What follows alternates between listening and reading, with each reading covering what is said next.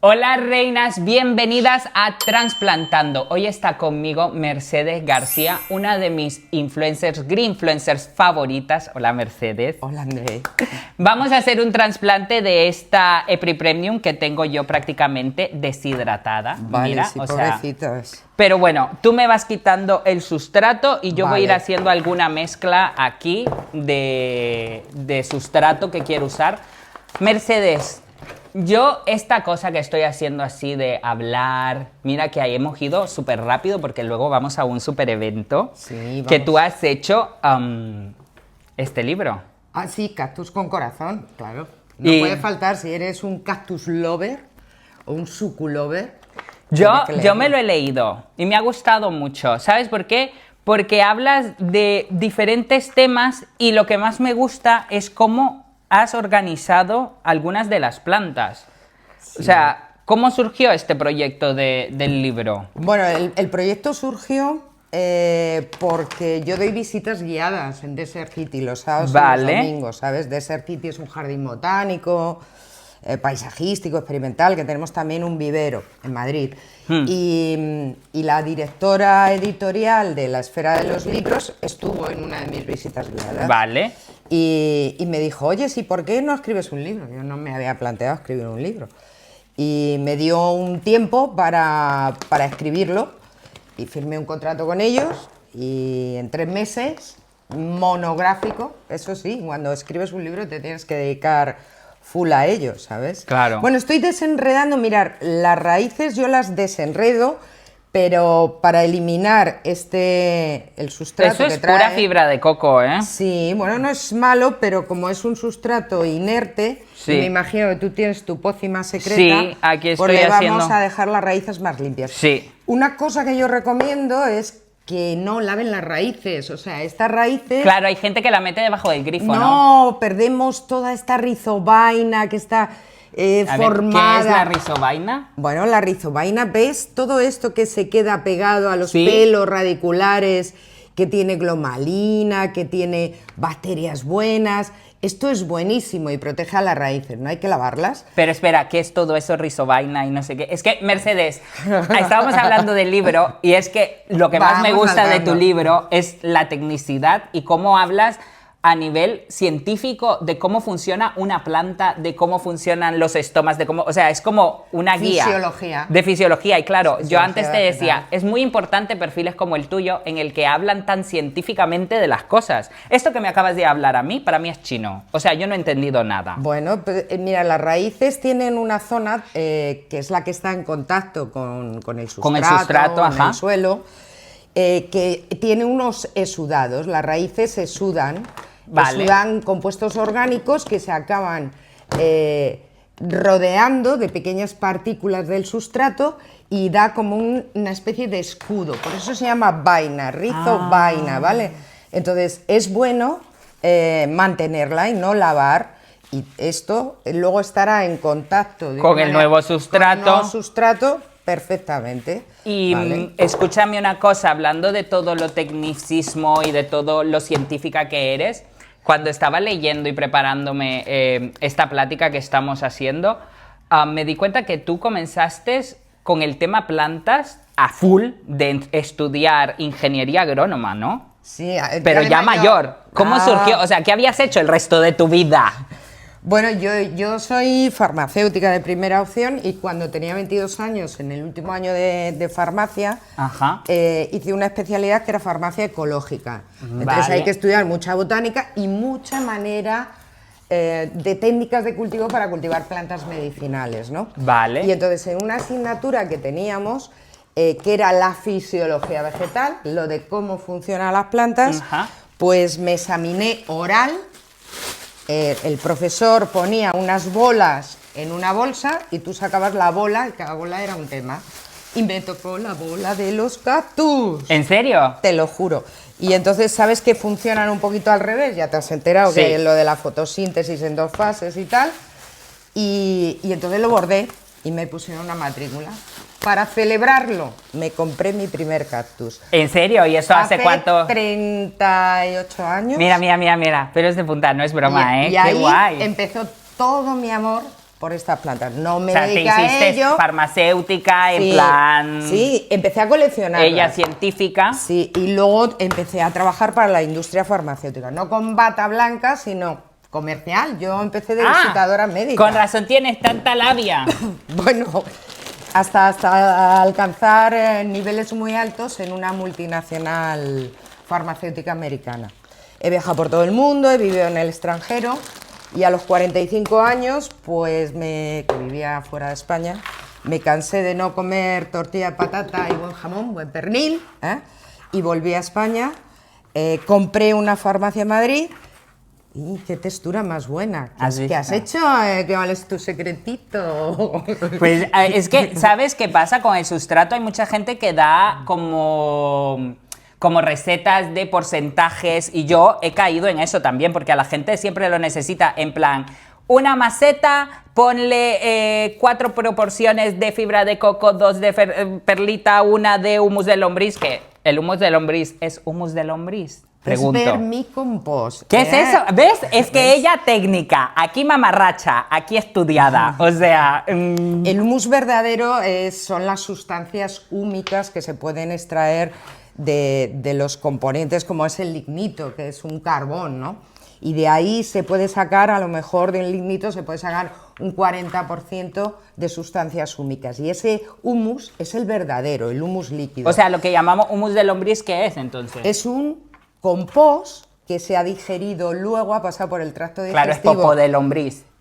O sea, popó de lombriz, exacto. Lo llaman humus de lombriz, pero a lo mejor tiene un 10% de sustancias húmicas. Y luego lo demás es materia orgánica, materia orgánica, o sea, es como un compost. Compostada Vale. de alguna manera. Sí que tiene más fósforo, por ejemplo, el vermicompost tiene más fósforo que el compost normal. Ajá. Tiene a lo mejor un 1,5 de nitrógeno, un 3% de fósforo y un 1,7 de potasio, que es más alto que el compost normal. Por eso decimos que el compost digerido por las lombrices es mejor. Es mejor. Pues tiene un poquito más de nutrientes, pero no mucho, Vale. No te creas que es que el vermicompost no es un nutriente por sí solo. Es una sustancia principalmente orgánica que retiene nutrientes. O sea, cuando tú añades el vermicompost en una mezcla, que no sé si lo vas a añadir. Bueno, a ver, dime. O añadimos otra cosa. No, ¿esto qué es? Esto es lo que me has dicho que es vermicompost, ¿no? No, esto es mucho mejor que el vermicompost. El de Servin No, Plus, ya, es que, a ver, explico. Vale, que me decías, textura tan maravillosa. Pues es que yo lo hago a textura. O sea, yo voy sintiendo. Y esto para una Hyper Premium para mí es ideal. Vale. Es fibra de coco, es perlita, a mí me encanta, soy súper fan de la vermiculita. No sé por qué, pero es que la gente las dice... tropicales viene fenomenal. La gente dice, es que la única función es como que quede como purpurina. Pero para mí no. Porque cuando un sustrato... Retiene nutrientes. Retiene mucho nutriente y aparte es como que no apelmaza, exacto, pero retiene humedad. Sí. Es como algo... y luego tengo la aireación con la perlita y un poco de estructura con la corteza de pino. Vale, la fibra de coco la tenía ligeramente humedecida. Sí, ¿verdad? estaba siempre un poco tapada, sí, muy bien. Mirar, es que esto que hace que el sustrato fluya y no esté seco, este punto justo de humedad, se llama tempero. ¿Tempero? El Wow, tempero. ¿ves? Y el tempero es lo ella. que ayuda a que cuando lo distribuyes alrededor de las raíces penetre en los recovecos, se vaya acomodando en los huecos del suelo. El tempero es la humedad justa que necesita tener para tu que sustrato. no haya luego pudrición. Y luego le he puesto un poco de humus de lombriz, pero muy poco. Le has puesto un poco. Bueno, vamos a ponerle algo más, fíjate. Vale, vamos cuenta. a enriquecer la fórmula. Vale.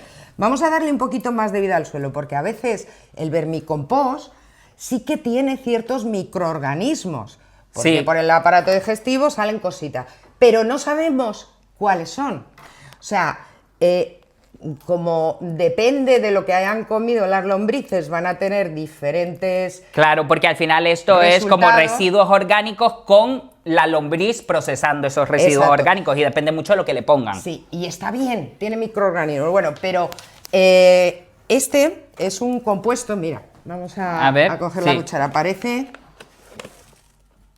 café, ¿verdad? Pero no es café. Bueno, Esto está formado por el compostaje de ollejos de uva, al que se le han añadido esporas de diferentes bacterias y hongos. Se llaman bacterias activadoras de la rizosfera, bacterias PGPR, ¿vale? Y aquí sabemos con nombre y apellidos qué bacterias son y en qué cantidad hay.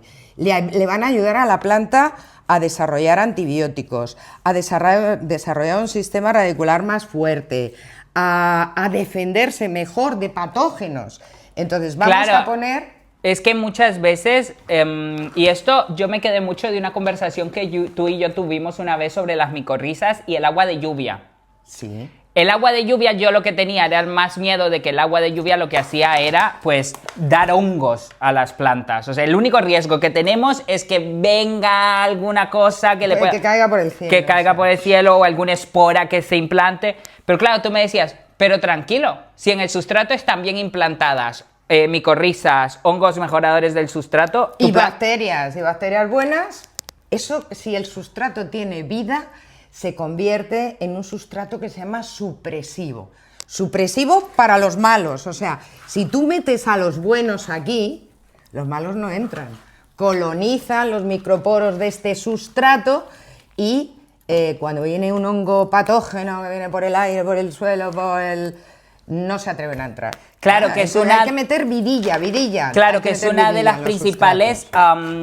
maneras en las que mueren muchas de las plantas cuando las llevamos a casa, ¿no? Porque a veces, pues si yo hubiera dejado estas 4 plantas en el mismo sustrato que la traje del vivero, que era 100% fibra de coco, estaba condenando la muerte, sí. ¿No?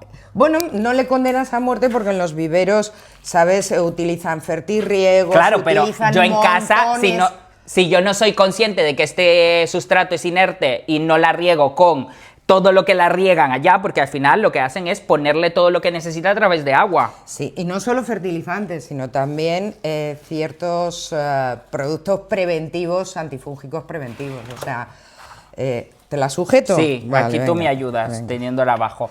Muchos... Entonces se están utilizando fitosanitarios de manera preventivamente, para evitar que se les pudra, ¿no?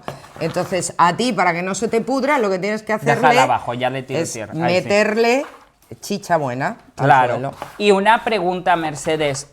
¿Sabes yo cómo te conocí? Dime. Yo te conocí a través de una de las pocas veces que yo he tenido crisis en mi vida con mis plantas. Bueno, yo vivo teniendo crisis siempre, pero una vez tuve la crisis con una de mis plantas favoritas, que es mi Adansonii. O sea, esa planta que ves allí... Está espectacular. Es que es guau. Pero yo no... Y ojo, no le hago nada, ¿eh? O sea, esa planta vive. Yo no sé cómo vive, pero es porque tiene las condiciones ideales allí y ese es su rincón. Pero la cuestión que esa planta, y aquí es a donde mucha gente no hace matemática y no matemática plantil, vamos a llamar, de unir cabos. Porque esa planta está aquí, ¿vale? Y la ventana está justamente enfrente. Y hubo una primavera en la que yo abrí mi balcón fenomenalmente. Mi balcón está enfrente de estos árboles y estas cosas. Y claro, ¿qué entró por allí? Visitantes. La cochinilla algodonosa, directo a la... O sea, no entró a las otras plantas, entró exactamente a la que estaba enfrente. Sí. Y claro, yo tuve la cochinilla algodonosa, me agobié mucho porque en mi vida había tenido tanta plaga en mis plantas. ¿Y qué pasó? Que comencé agobiadísima a buscar remedios súper caseros.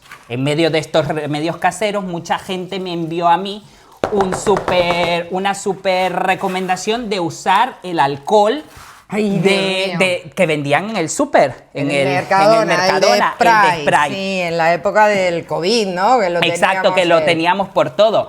Y y yo, pues, encantada, fui corriendo y dije, lo voy a solucionar, lo voy a hacer.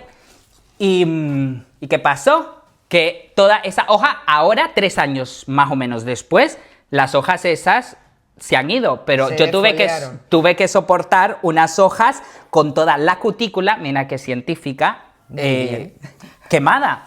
Porque el alcohol las había quemado. Y claro, yo caí en ese mal de creerme todo lo que veo en internet y todo lo que me recomiendan. Y alguien tuvo la bondad después de que me mandaron esa recomendación del alcohol en gel, del alcohol del Mercadona, de mandarme un vídeo tuyo hablando Polémico. exactamente en contra de eso. Sí. Y yo dije, a ver, es que hay que usar el sentido como un plantil. O sea, a esta persona, que eras tú, me está explicando cómo funciona la planta, cómo funciona la plaga y por qué realmente no es bueno. Y entonces, allí fue como yo dije, in love con ella. O sea, Ay, porque está bien que es cierto que podemos usar alcohol.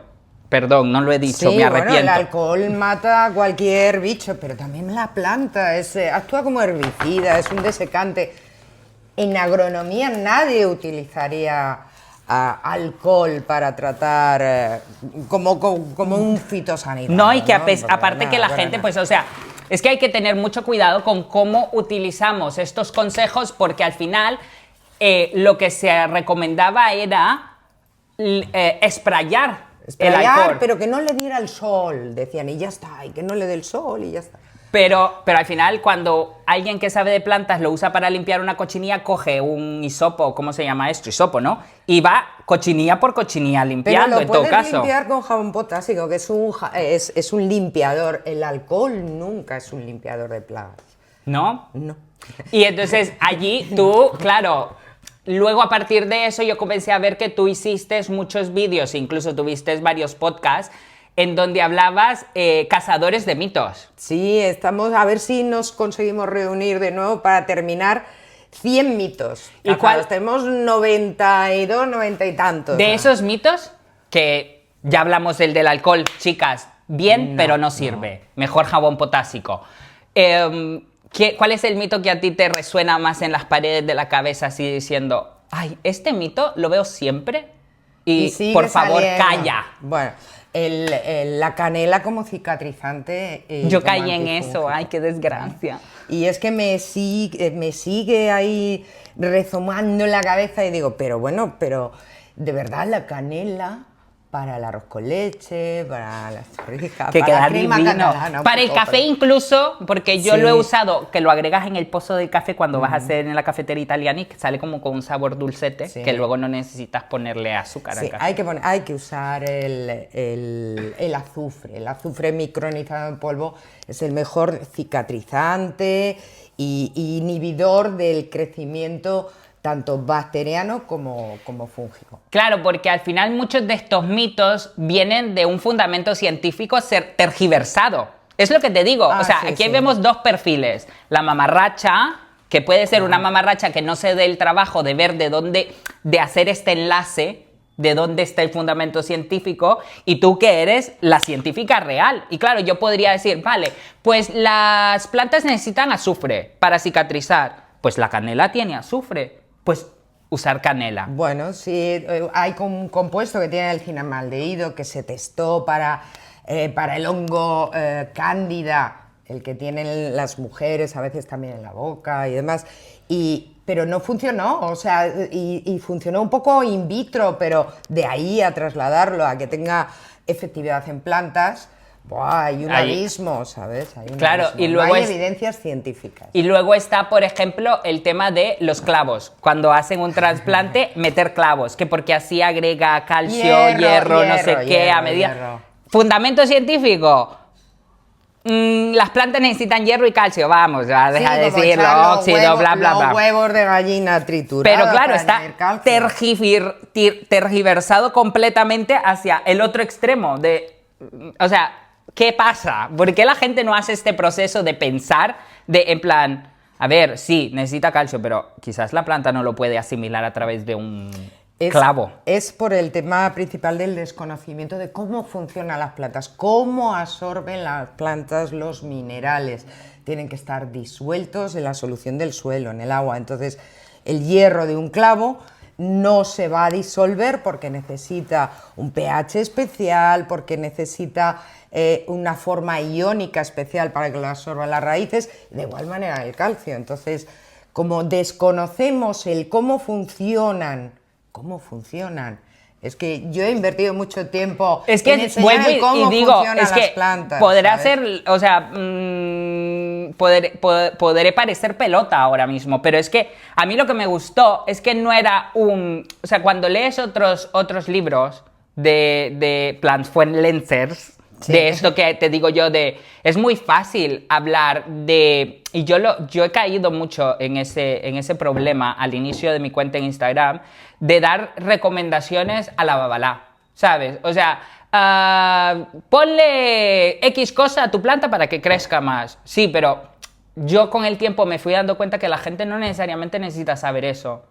O sea, es como... Necesitas saber cómo funcionan y Exacto. luego tú ya deduces. La gente luego puede deducir a partir de eso. Hay que ir al atrás. O sea, para mí lo más importante cuando tú tienes plantas es saber cómo funciona la planta. Y esto era lo que me gustaba de este libro. ¿Y te ha valido también para tus tropis? Pues sí, porque al final terminas entendiendo muchas cosas. O sea, que es cierto que las plantas tropicales no se pueden tratar igual que un cactus. O sea, tú misma me lo dijiste.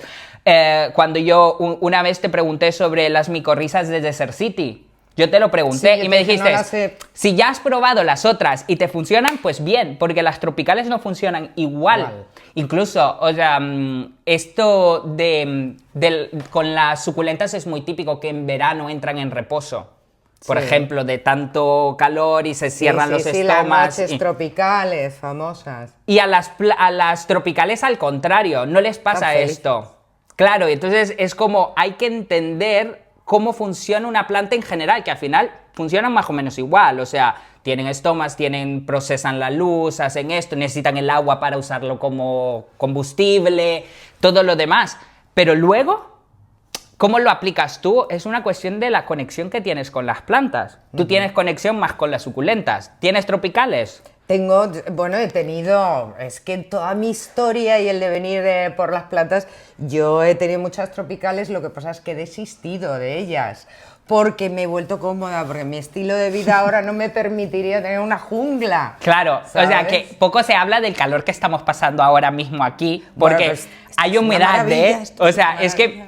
Esto con el tema de a ti te encantan las cactus y las suculentas. Sí. A mí me gustan, sí, pero a mí es que también me motiva más cuando cuido planta el desquicie de las tropicales, porque es muy... es un reto, es un reto. Y te voy a decir algo, no es más fácil tener cactus y suculentas, porque incluso creo que es más complicado, porque entra mucho más a ver, y tú me lo dirás mejor, el tema de la temperatura. Entra muchas más otras variables que en las tropicales, a la que tú la tienes dentro de casa, sabes que necesitan una temperatura media, una humedad...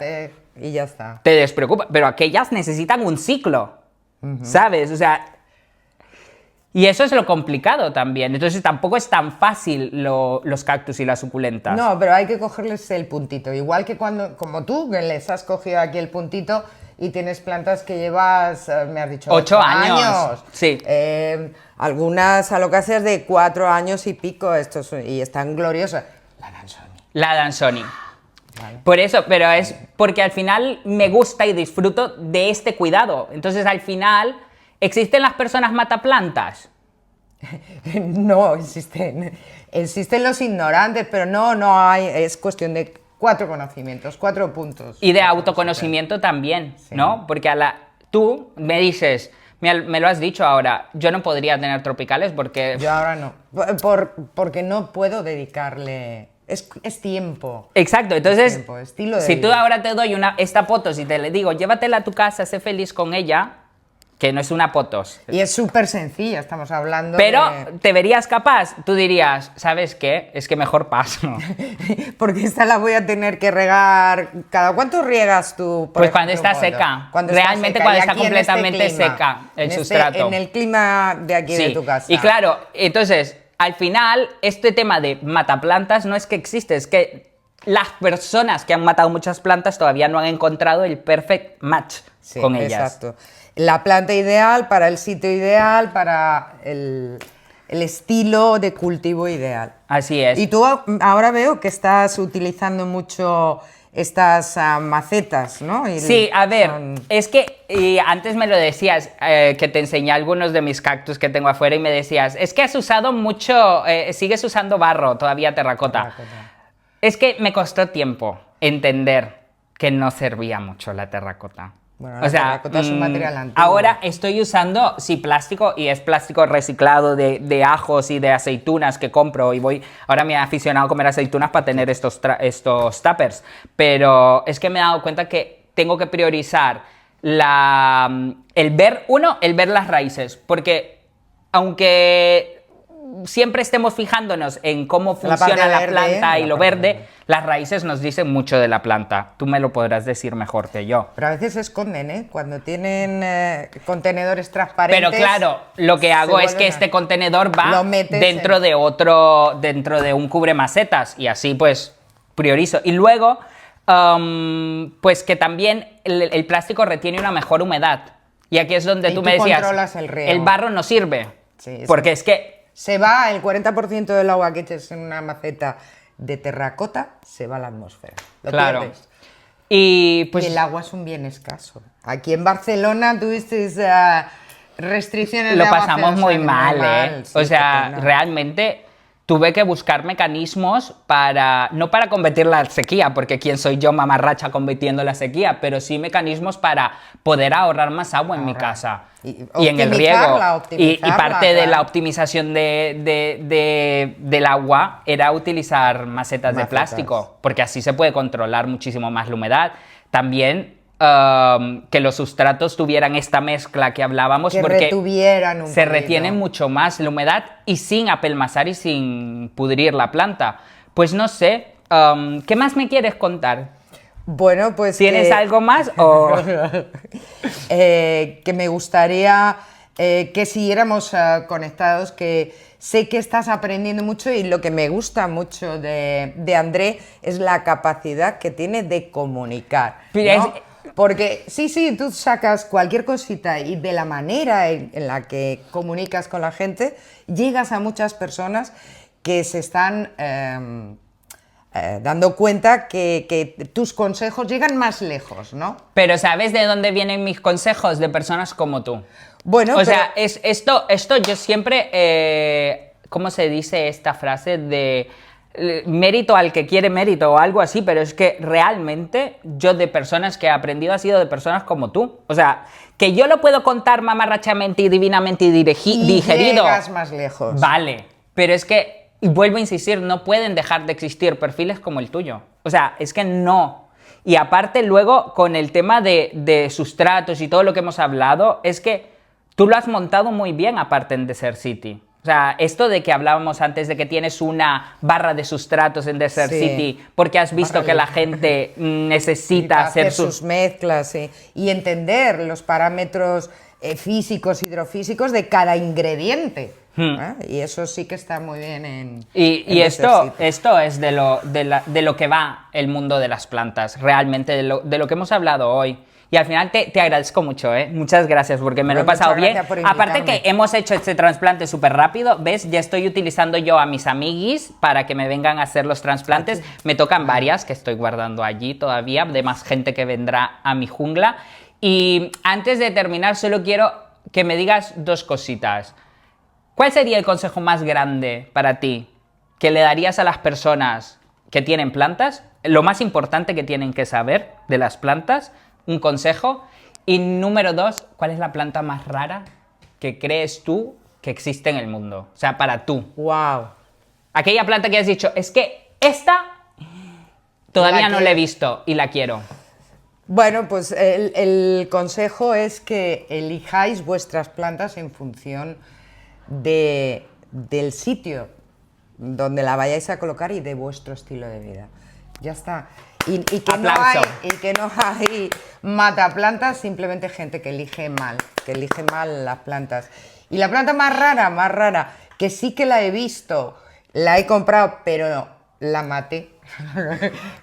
Todas hemos matado plantas. Sí, se llama Welwitschia mirabilis. Es una planta que crece en el desierto de Namibia y es como, filogenéticamente hablando, como un dinosaurio de las plantas. O sea, porque está a caballo entre las angiospermas y las gimnospermas. Entonces, tiene solamente 2 hojas que va desarrollando con el tiempo, solamente 2 hojas que van creciendo, estirándose, y que hay algunas en el desierto de Namibia. Ya sé, y que luego florece, ¿no? Sí, O algo, florece. y luego se muere. No, o algo no sé, así. no, esta no se Creo muere que le he como lo visto. sabes, Creo pero que así, enorme. que solo son dos. Sí. Son solo 2 hojas que van creciendo. ¿Y no la tienes yo en Desert City? No, imposible. Bueno, esa planta además está protegida, o sea, es una planta protegida, no se puede extraer de hábitat. Y una vez conseguí unas semillas que germiné y al cabo de un año... caput. Mira, que eso no lo hablamos, terrible. pero ya volveremos a quedar Plantas porque hay que hablar. protegidas. Plantas protegidas, pasaporte sanitario, Claro. que cariño. Sí. Etiqueta bien las cosas, no todo es Potox Mix. Sí, Y esto está exacto. normado. Sí. Pero bueno, que ya nos queda para otro capítulo. Bueno. Nos queda hablar para otro capítulo. Así que Encantada. muchísimas gracias, Reina. Muchísimas gracias, Mercedes. Sí. Nos vemos en el próximo capítulo de Transplantando. Dame un besito, Andrés. Mercedes, de verdad, ¿eh? Adiós, chicos. Dios. Y ya está. Y nos vamos corriendo antes de que nos mate Marta. Muchas gracias.